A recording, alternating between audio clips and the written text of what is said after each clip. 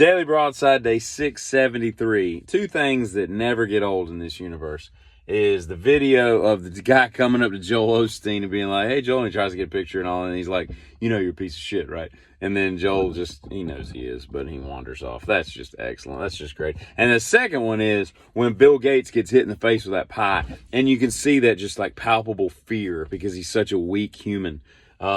Just grip him, and because he just doesn't know what to do because he's been assaulted. And you could watch that stuff ad infinitum, and it would be just as brilliant as the first time you saw it. This weekend, or no, it is today. I think this is about to be a weekend. So earlier this week, my mom was discussing something with a few of my cousins, and she was trying to refer to a tramp stamp tattoo, which she called a slut patch. She's like, what are they called? A slut patch? And I'm like, I don't know, but they should be now.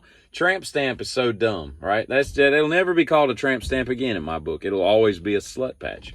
And I don't know if she made that up, but it's the first time I'd ever heard it. So it's, as far as I'm concerned, she made it up. And I was riding down the highway the other day and I saw, as you see many times, you pull up next to like a box truck or something, some big commercial van or whatnot, and it says, not for hire.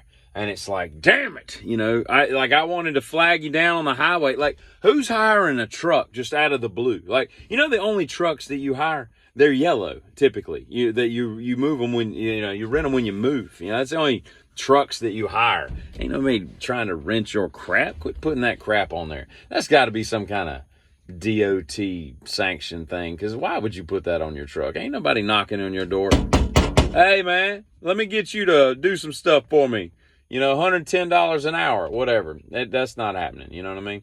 And I was watching this thing about tipping, this tipping thing, as I'm sure we all know, it's getting a little out of hand. Every time an iPad gets swung around to me, they want me to tip. And then they want me to round up to support the kids in Uganda. Like, I ain't doing any of that crap.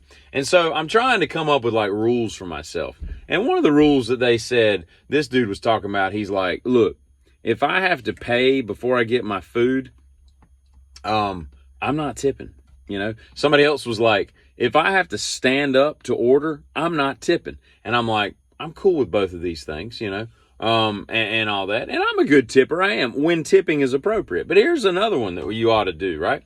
In North Carolina, I think the current tipping rate is $2.13 an hour, okay? That's a pittance, right? We all agree, and that's why the tipping thing is there. We're supposed to supplement and supplant everything that they don't get paid by their employer. I get that, whatever. I don't think that's the best system, perhaps, but that's what we're left with. But here's the thing.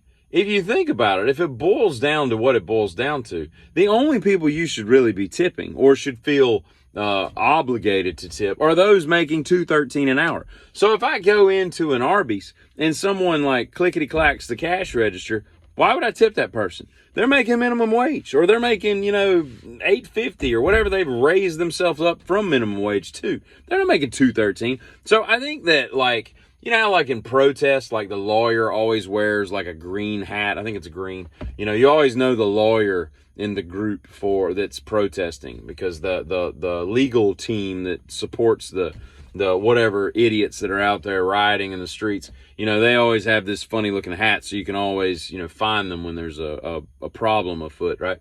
I think that the people that make $2.13 an hour should wear a special kind of hat as well, so that we know, all right, that person's tippable, that person's tippable.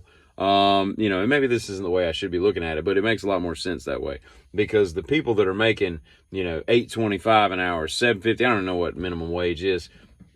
I mean, it's not that you can't tip them, but you shouldn't feel obliged to, I guess is what I'm trying to say. So there's that. Agree with it or don't. It doesn't matter to me.